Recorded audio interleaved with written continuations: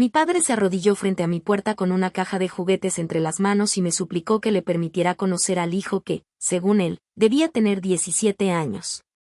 Mi madre permanecía detrás, aferrada a una fotografía borrosa que alguien había tomado de mí junto a un adolescente. Aseguraba que habían cometido errores, que ya habían esperado demasiado y que tenían derecho a reparar el daño antes de que fuera tarde. Los observé desde el umbral sin invitarlos a entrar. 17 años antes me habían expulsado de casa con una mochila, 2 billetes arrugados y una prueba de embarazo que ni siquiera me dejaron confirmar con un médico. Mi padre dijo que había avergonzado a la familia. Mi madre cerró la puerta mientras yo seguía pidiendo tiempo para explicar lo que ni yo misma comprendía. Ahora hablaban de amor, de sangre y de una segunda oportunidad. Les pregunté quién les había dicho que existía un niño. Mi madre levantó la fotografía y afirmó que varias personas lo habían visto conmigo. También mencionó cartas, cumpleaños y gastos médicos que, según ella, demostraban que yo había ocultado a su nieto durante años. Aquellas palabras me inmovilizaron. Nunca había enviado una carta. Nunca había pedido dinero. Y el muchacho de la fotografía era hijo de una compañera de trabajo. Les dije que no podían conocer a mi hijo porque ese hijo jamás había existido. Mi padre dejó caer la caja. Mi madre, en cambio, no pareció sorprendida. Sacó de su bolso una carpeta con mi nombre y explicó que alguien llevaba 16 años recibiendo dinero en mi nombre para mantener a un niño inexistente. Cuando abrió la primera página, reconocí la firma de la persona que me había echado de casa. La firma pertenecía a mi madre. No era una imitación aproximada ni una rúbrica añadida por alguien que apenas la conociera. Reconocí la inclinación de las letras, la forma en que unía el apellido con el último trazo y la pequeña presión que siempre dejaba al terminar. Había visto esa firma en autorizaciones escolares, recibos y documentos familiares durante toda mi adolescencia. La primera página era un acuerdo privado. Según el texto, mi madre se comprometía a entregar una cantidad mensual para la manutención de mi supuesto hijo. El dinero debía enviarse a una mujer que figuraba como intermediaria porque yo, según aquella versión, me negaba a tener contacto directo con mis padres. El acuerdo estaba fechado 6 meses después de que me expulsaran. Mi padre afirmó que nunca había visto ese documento. Mi madre respondió que lo había firmado porque alguien la convenció de que yo necesitaba ayuda y no quería recibir nada de ellos personalmente. Evitó mirarme mientras lo explicaba. La persona que aparecía como intermediaria era una antigua conocida de la familia. Había trabajado durante años con mi madre y dejó el empleo poco después de que yo desapareciera de sus vidas. La recordaba entrando en nuestra casa con carpetas, organizando pagos y hablando en voz baja con mis padres cuando creían que yo no escuchaba. También recordaba que fue la última adulta con la que hablé antes de quedarme sola. La noche en que me echaron, yo tenía 16 años y llevaba 2 semanas sintiéndome enferma. Una compañera de clase me dio una prueba de embarazo que había comprado para ella y nunca utilizó. El resultado mostró 2 líneas débiles. Entré en pánico y cometí el error de dejar la caja en el baño. Mi madre la encontró antes de que pudiera decidir qué hacer. No me preguntó si había confirmado el resultado ni si necesitaba ayuda. Llamó a mi padre, cerró la puerta de la cocina y me obligó a esperar en el pasillo mientras discutían. Cuando me permitieron entrar, ya habían decidido que debía marcharme. Intenté explicar que la prueba podía estar equivocada. También les dije que no había tenido ninguna relación que pudiera justificar un embarazo. Mi padre creyó que mentía. Mi madre afirmó que una prueba no aparecía por casualidad y que yo intentaba proteger a alguien. Nadie me llevó a un médico. Me entregaron una mochila con ropa, algo de dinero y la dirección de una residencia juvenil que no aceptaba ingresos sin cita previa. Mi padre me acompañó hasta la puerta principal y me dijo que podría regresar cuando estuviera dispuesta a decir la verdad. Yo no tenía otra verdad que contar. Pasé aquella noche en una estación de autobuses. Al día siguiente, una trabajadora de una cafetería me encontró dormida en una mesa y llamó a un servicio de asistencia. Una semana después, una revisión médica confirmó que no estaba embarazada. El resultado de la prueba había sido falso. La médica explicó que podía ocurrir por un defecto del producto, una lectura fuera de tiempo o una alteración en la muestra. Yo apenas escuché los detalles. Solo pensaba que mis padres habían destruido mi vida por 2 líneas que ni siquiera eran reales. Intenté llamarlos desde la residencia. Mi padre no respondió. Mi madre atendió una vez y dijo que una revisión posterior no borraba lo que yo había hecho. Cuando le pedí que hablara con la médica, cortó la llamada. Después envié cartas. La primera regresó sin abrir. La segunda desapareció. La tercera llevaba una copia del informe médico y nunca recibió respuesta. Con el tiempo dejé de insistir porque cada intento me obligaba a revivir la misma escena. La antigua conocida de mi madre apareció una sola vez en la residencia. Dijo que mis padres estaban demasiado heridos para verme y que ella podía servir de intermediaria. Me pidió copias de mis documentos, afirmó que quizá conseguiría ayuda para mis estudios y quiso saber si necesitaba dinero para el supuesto bebé. Le mostré el informe médico. Lo leyó en silencio y aseguró que hablaría con mi madre. Nunca volvió. En aquel momento interpreté su desaparición como otra forma de rechazo. Ahora, frente a la carpeta, comprendía que había utilizado esa visita para obtener información y construir una historia que mis padres estaban dispuestos a creer. El acuerdo firmado por mi madre fue solo el comienzo. Las siguientes páginas incluían recibos de pagos mensuales, gastos médicos, matrículas escolares y fotografías de cumpleaños. En todas aparecía el mismo nombre masculino, aunque nunca se mostraba el rostro del niño de manera clara. Mi supuesto hijo había tenido fiebre a los 4 años, dificultades escolares a los 9 y una operación menor a los 12. Cada problema justificaba una transferencia adicional. Mi padre sostuvo que había enviado dinero durante 16 años porque creía que yo nunca lo perdonaría, pero no quería que su nieto creciera sin apoyo. Mi madre afirmó que ella también había pagado, aunque evitó precisar cuánto. Les pregunté por qué nunca exigieron una llamada, una fotografía clara o una prueba de que el niño existía. Mi padre bajó la mirada. Explicó que la intermediaria siempre aseguraba que yo amenazaba con desaparecer si intentaban acercarse. También les decía que el muchacho conocía toda la historia y que me odiaría si volvían a intervenir. Aquella explicación no justificaba su abandono. Sin embargo, mostraba cómo alguien había utilizado su culpa para mantenerlos obedientes. Mi vida durante esos años no se parecía a la versión de la carpeta. Terminé la escuela en un programa nocturno y trabajé durante el día. Compartí habitaciones pequeñas, conté monedas antes de comprar comida y aprendí a resolver problemas sin llamar a nadie. Más tarde estudié administración, conseguí un empleo estable y construí una vida que no dependía de las personas que me habían expulsado. Nunca tuve hijos. No porque aquella experiencia me hubiera vuelto incapaz de quererlos, sino porque durante mucho tiempo asocié la idea de formar una familia con el miedo a que alguien pudiera quitármela. Cada relación seria terminaba cuando comenzaba a imaginar una casa donde otra persona tuviera poder suficiente para echarme. El adolescente de la fotografía era hijo de una compañera. Yo lo había acompañado a una competencia deportiva porque su madre sufrió una emergencia laboral. Alguien nos fotografió saliendo del recinto y la imagen llegó hasta mis padres. Aquello explicaba por qué habían aparecido de repente. No explicaba cómo la intermediaria había mantenido una mentira durante 16 años ni por qué mi madre había firmado el primer acuerdo sin comprobar nada. Revisé las transferencias con más atención. Al principio, los pagos salían de una cuenta conjunta de mis padres. A partir del 5º año, parte del dinero comenzó a enviarse desde una cuenta distinta. El titular no era mi padre ni mi madre. Era mi hermano mayor. No lo había visto desde la noche en que me expulsaron.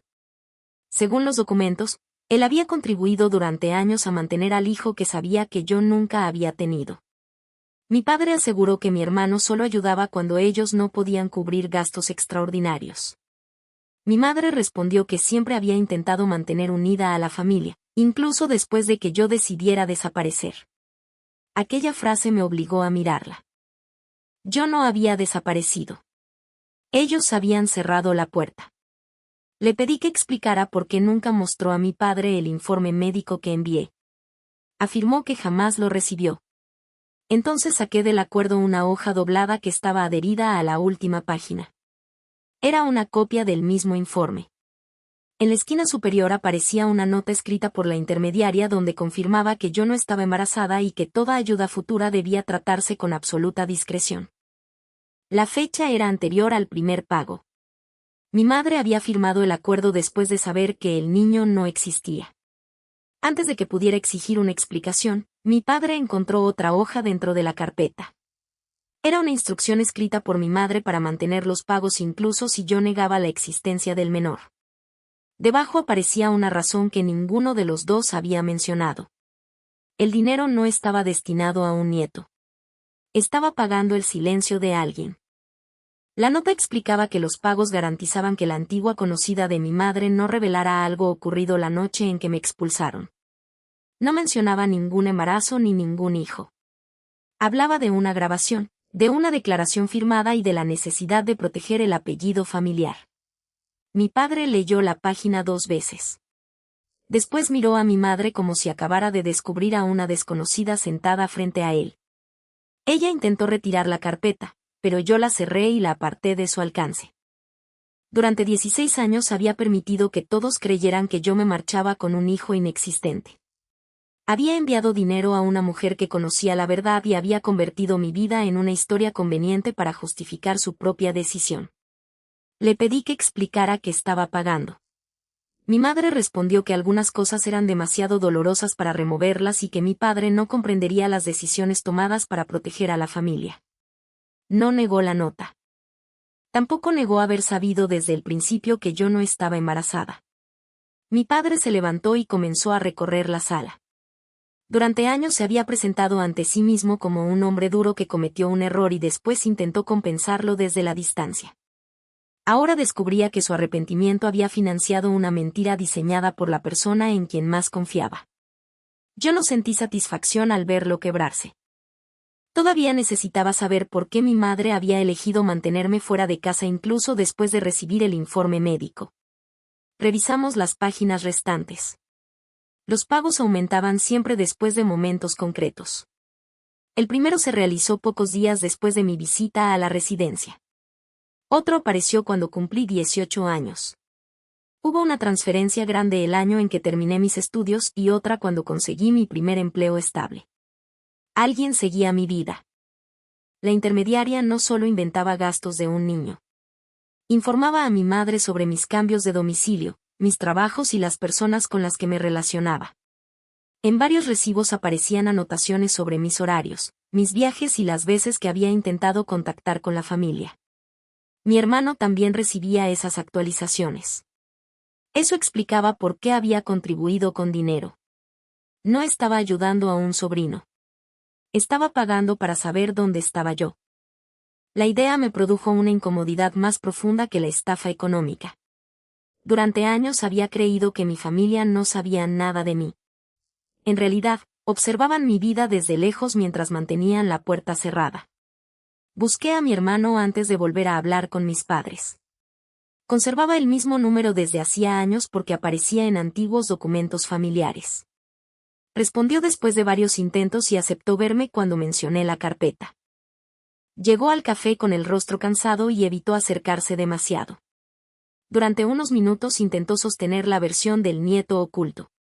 Afirmó que había enviado dinero porque nuestros padres estaban envejeciendo y porque no quería que un niño pagara por los errores de los adultos. Coloqué sobre la mesa la nota que demostraba que no existía ningún niño. Su reacción fue distinta a la de mi padre. No pareció sorprendido. Cerró los ojos y apoyó ambas manos sobre la mesa. Después reconoció que conocía la verdad desde hacía años, aunque aseguró que no entendía todo el acuerdo. Me explicó que la noche en que me expulsaron había escuchado parte de la discusión desde el pasillo. Sabía que yo negaba haber tenido relaciones y que mi madre insistía en que debía marcharme antes de que surgieran rumores. También vio a la antigua conocida entrar en casa después de que mi padre me acompañara hasta la puerta. 2 días más tarde encontró una prueba de embarazo nueva dentro del bolso de mi madre. La caja tenía la misma marca que la prueba encontrada en el baño. Mi hermano preguntó por qué había comprado otra. Mi madre respondió que necesitaba comparar resultados antes de tomar una decisión definitiva. Él aceptó aquella explicación porque tenía 19 años y dependía económicamente de ellos. Años después comprendió que la primera prueba podía haber sido colocada allí. Aquella posibilidad cambió todo lo que recordaba. Yo no había comprado la prueba. Mi compañera me la entregó dentro de una bolsa sin caja porque quería ocultarla. La caja encontrada por mi madre nunca perteneció al producto que utilicé. Alguien había dejado otra prueba preparada en el baño. Le pedí a mi hermano que explicara por qué habría hecho algo semejante. Dijo que la respuesta estaba relacionada con mi padre y con un hombre que visitaba nuestra casa cuando él trabajaba fuera. La antigua conocida de mi madre organizaba muchos de esos encuentros porque manejaba documentos y pagos del negocio familiar. Mi madre mantenía una relación con aquel hombre. Mi hermano descubrió mensajes y fotografías varias semanas antes de que me expulsaran. Cuando la enfrentó, ella le aseguró que terminaría todo y le pidió que no destruyera el matrimonio. Él guardó silencio porque temía perder la estabilidad familiar. Después aparecieron rumores en el vecindario. Alguien había visto al hombre entrar en casa durante la tarde y mi madre necesitaba una explicación para cualquier comentario que llegara hasta mi padre. Una hija adolescente supuestamente embarazada podía provocar suficiente escándalo para cubrir cualquier otra sospecha. Yo me convertí en la distracción perfecta. Mi hermano no podía demostrar que la prueba había sido manipulada, pero recordaba que la antigua conocida había comprado medicamentos y productos de farmacia por encargo de mi madre aquella misma semana. También recordaba una conversación donde ambas discutían cómo conseguir que yo dejara la casa sin involucrar a ninguna autoridad. Le pregunté por qué nunca me buscó. Admitió que lo intentó una vez. Encontró la residencia y habló con la mujer que fingía ayudarme.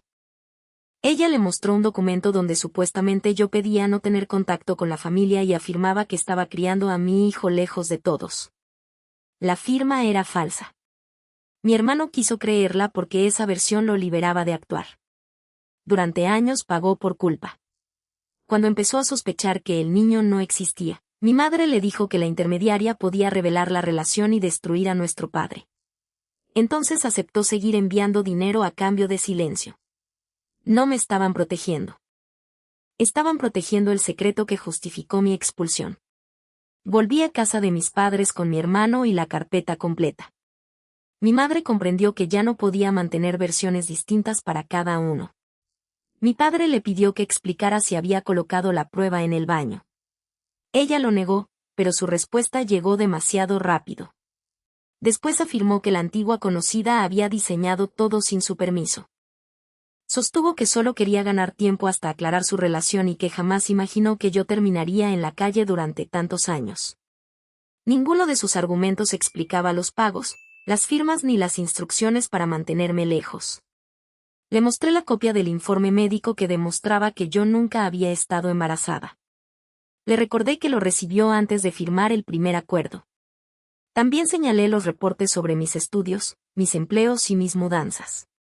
Ella había sabido dónde encontrarme. Había elegido no hacerlo. Mi padre preguntó por qué aceptó pagar durante 16 años si la relación había terminado mucho antes. Mi madre respondió que la intermediaria conservaba una grabación capaz de destruirlos a todos. Aquella grabación no documentaba únicamente la infidelidad.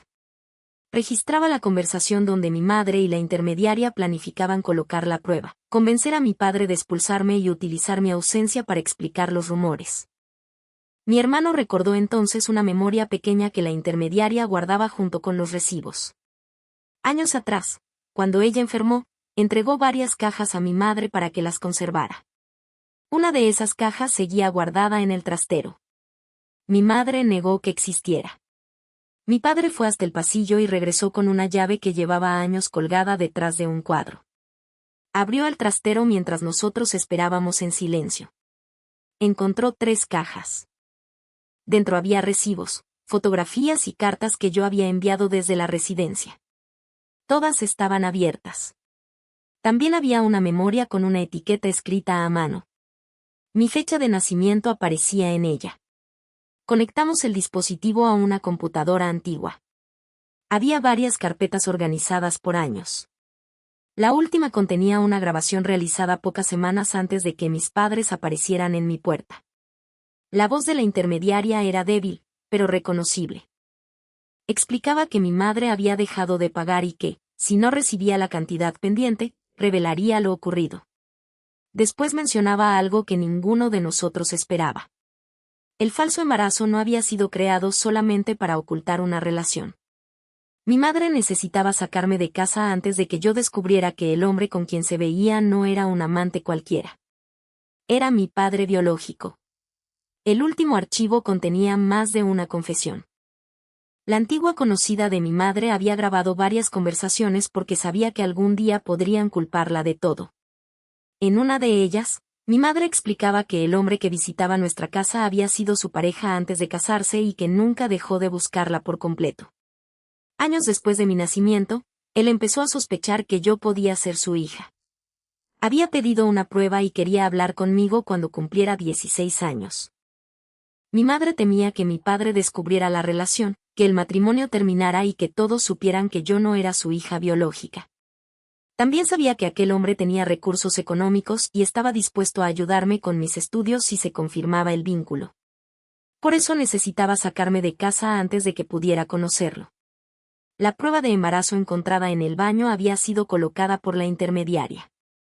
Mi madre ya sabía que yo negaría cualquier relación, pero confiaba en que mi padre elegiría la vergüenza antes que la duda.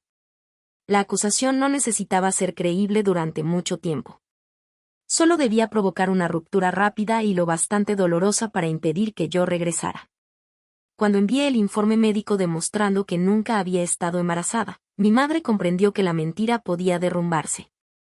Entonces creó otra versión. Dijo que yo había tenido al niño en secreto y que rechazaba cualquier contacto familiar. Aquella historia cumplía 3 objetivos. Justificaba mi ausencia, mantenía a mi padre lejos de mí y permitía explicar cualquier dinero enviado a la intermediaria. Sin embargo, los pagos no procedían únicamente de mis padres. En la memoria aparecían transferencias realizadas por mi padre biológico. Durante años creyó que estaba pagando mis estudios, mi vivienda y la crianza de un nieto que tampoco existía para él. La intermediaria retenía una parte, entregaba otra a mi madre y fabricaba recibos para sostener la mentira ante todos. Mi madre había convertido mi expulsión en una fuente de dinero. Mientras yo trabajaba de noche para terminar la escuela, ella recibía pagos destinados a ayudarme. Mientras compartía habitaciones y evitaba enfermarme porque no podía faltar al trabajo, mi familia acumulaba facturas falsas sobre consultas médicas de un niño inventado. Mi hermano conocía fragmentos del engaño, pero nunca había visto las transferencias del otro hombre. Comprendió entonces que sus propios pagos no servían para proteger el secreto de una infidelidad. Habían servido para aumentar una red de dinero que mi madre ya controlaba. Mi padre permaneció sentado frente a la computadora y escuchó cada grabación sin interrumpir. Cuando terminó el último archivo, no pidió perdón. Solo reconoció que había elegido creer la versión que le permitía castigarme sin cuestionar su matrimonio. Aquella admisión fue más honesta que cualquier excusa. No podía atribuir todo a mi madre. Él me había expulsado, había rechazado mis llamadas y había aceptado durante años que una desconocida hablara en mi nombre. La manipulación explicaba sus decisiones, pero no las borraba. Mi madre seguía negando algunos detalles. Afirmaba que nunca quiso mantenerme fuera durante tantos años y que la intermediaria había ampliado el plan por codicia. Sin embargo, los mensajes demostraban que ella aprobaba cada aumento, enviaba información sobre mi vida y pedía reforzar la historia del niño cuando yo conseguía estabilidad. Le pregunté por qué continuó después de que la relación con mi padre biológico había dejado de representar una amenaza. Su respuesta reveló el motivo que había intentado ocultar hasta el final. No podía permitirse que yo regresara y comparara versiones. Si hablaba conmigo, mi padre descubriría que nunca existió ningún embarazo. Mi hermano sabría que sus aportes no protegían a nadie. El hombre que intentaba encontrarme comprendería que el dinero no había llegado a mis manos. Cada año de silencio hacía que la verdad resultara más peligrosa. Mi ausencia había dejado de ser una solución temporal. Se había convertido en la única forma de conservar todo lo que había obtenido mediante la mentira. Durante los días siguientes no discutí con nadie. Copié los archivos, ordené las transferencias y separé las cartas que había enviado desde la residencia. También localicé los documentos que demostraban dónde vivía y trabajaba durante cada supuesto gasto del niño. La antigua conocida de mi madre había muerto meses antes, pero conservaba una cuenta administrada por una persona encargada de cerrar sus asuntos. Entregué las pruebas y solicité que ningún documento relacionado conmigo fuera destruido. También informé a las entidades involucradas de que alguien había utilizado mi identidad para justificar pagos y obligaciones inexistentes. Mi madre intentó convencerme de resolverlo dentro de la familia. Por primera vez, aquella expresión no tuvo ningún efecto sobre mí. La familia no había mantenido el secreto. Había sido utilizada como excusa para sostenerlo. Preparé una reunión final en casa de mis padres. Estuvieron presentes mi padre, mi madre y mi hermano. También acudió una persona independiente encargada de revisar los documentos y registrar lo que cada uno entregaba. Coloqué sobre la mesa la prueba médica, las cartas abiertas, las transferencias, las grabaciones y los informes falsos sobre mi supuesto hijo. Después expliqué que toda la documentación ya tenía copias fuera de aquella casa. Mi madre no podía quemarla. Mi hermano no podía seguir fingiendo que ignoraba todo. Mi padre no podía pagar otra suma para conservar una mentira que ya se había derrumbado. Les comuniqué que no permitiría que mi historia siguiera circulando como una versión familiar. Debían corregir por escrito lo que habían contado a parientes, conocidos y personas que alguna vez preguntaron por mí. También debían entregar cada registro económico relacionado con el niño inexistente y dejar de utilizar mi nombre en cualquier acuerdo. Mi madre afirmó que aquello la humillaría delante de todos. Le recordé que yo había soportado esa humillación desde los 16 años sin haber hecho nada para merecerla. Mi padre aceptó entregar sus cuentas y reconocer su responsabilidad. Mi hermano hizo lo mismo después de comprender que algunos pagos podían aparecer vinculados a decisiones que nunca revisó. Mi madre se negó hasta que le mostré la grabación donde organizaba la prueba falsa. Entonces dejó de discutir. No levanté la voz ni exigí que se arrodillara. Mi respuesta fue más sencilla. Le dije que perdería aquello que había protegido durante 16 años. Ya no controlaría la versión de mi vida, el dinero ni el silencio de los demás. La documentación fue entregada para su revisión. Las cuentas relacionadas quedaron bloqueadas mientras se investigaba el origen de los pagos. Mis padres tuvieron que explicar por qué habían financiado gastos inexistentes y quién había recibido realmente el dinero. La caja de juguetes que mi padre llevó a mi puerta permaneció cerrada en un rincón. Ya no representaba un nieto. Representaba la forma en que habían intentado regresar a mi vida sin preguntar primero qué me habían quitado. Creí que finalmente conocíamos toda la verdad. Aquella misma tarde recibí una llamada sobre una cuenta abierta 16 años antes con mis datos personales. La cuenta había recibido casi todo el dinero destinado al hijo inexistente. Los registros no mostraban a mi madre ni a la intermediaria como titulares principales. Me mostraban a mí. La cuenta abierta con mis datos no demostraba que yo hubiera recibido el dinero. Demostraba que alguien había utilizado mi identidad desde que todavía era menor de edad. Los primeros documentos estaban fechados pocas semanas después de mi expulsión. Mi madre figuraba como representante porque yo aún no había cumplido 18 años. La dirección registrada era la casa familiar y el número de teléfono pertenecía a la antigua intermediaria. Después de mi mayoría de edad, la cuenta debía haber quedado bajo mi control. En lugar de eso, aparecieron formularios con firmas que no eran mías, cambios de domicilio que nunca solicité y autorizaciones para que mi madre continuara administrando los fondos. Durante 16 años, el dinero destinado a ayudarme había entrado en una cuenta abierta a mi nombre y había salido hacia cuentas controladas por ellas. Los registros mostraban pagos de alquileres, gastos escolares y consultas médicas que jamás existieron. También había transferencias hacia la hipoteca de la casa de mis padres, compras personales de mi madre y aportes a un negocio que mi hermano intentó mantener a flote durante varios años. Mi padre biológico había enviado cantidades importantes creyendo que financiaba mis estudios y la crianza de su nieto. Mi padre había contribuido pensando que reparaba desde lejos el daño que me había causado. Mi hermano había enviado dinero para proteger un secreto que nunca se molestó en comprobar. Todos habían pagado por una versión de mi vida que mi madre administraba. Yo había vivido esa misma vida sin recibir nada. La entidad bloqueó los fondos restantes y abrió una revisión completa de la cuenta. Entregué mis documentos auténticos, mis registros laborales y las direcciones donde había residido. Las firmas utilizadas después de mi mayoría de edad no coincidían con las registradas en mis contratos reales. También pude demostrar que nunca había accedido a la cuenta, retirado dinero ni autorizado transferencias. Mi madre intentó afirmar que había guardado el dinero para mi futuro. Los movimientos desmentían esa explicación. Casi todo había sido gastado en necesidades propias, deudas familiares y pagos destinados a mantener el engaño. La cantidad que todavía permanecía bloqueada era pequeña en comparación con lo recibido durante 16 años. Aún así, representaba la primera parte de aquella historia que ya no podía controlar. Mi padre dejó la casa familiar pocos días después. No se marchó para acercarse a mí ni para presentarse como otra víctima. Reconoció que necesitaba asumir su parte sin esconderse detrás de la manipulación de mi madre.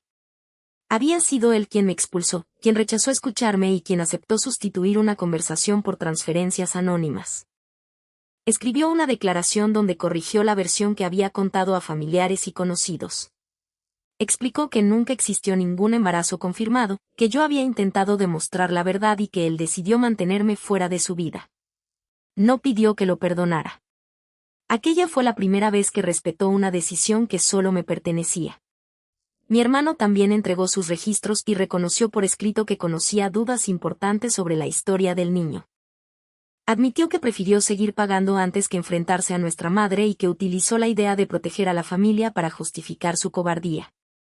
Nuestra relación no se reparó de inmediato. Acepté hablar con él porque entregó pruebas que ayudaron a reconstruir los movimientos del dinero. Sin embargo, le dejé claro que colaborar al final no borraba los años en que supo dónde encontrarme y eligió permanecer lejos. Mi madre se negó durante semanas a firmar cualquier rectificación. Decía que la verdad destruiría su matrimonio, su reputación y la imagen que había construido ante todos. Consideraba injusto perderlo todo por una decisión tomada bajo miedo cuando yo tenía 16 años. Le recordé que no estaba enfrentando una sola decisión. Estaba enfrentando 16 años de pagos, firmas falsas, cartas ocultas y vigilancia sobre mi vida. Cuando comprendió que la revisión económica continuaría aunque guardara silencio, aceptó entregar documentos y corregir parte de la historia. No lo hizo por arrepentimiento. Lo hizo porque ya no podía conservar el dinero ni controlar a quienes conocían la verdad. La casa familiar tuvo que ser utilizada para responder por una parte de los fondos desviados. No celebré esa consecuencia. Aquella vivienda había sido también el lugar donde crecí y donde una noche comprendí que podía dejar de pertenecer sin previo aviso. Mi padre recibió su parte de la propiedad y decidió venderla. Mi madre perdió la seguridad que había protegido sacrificándome.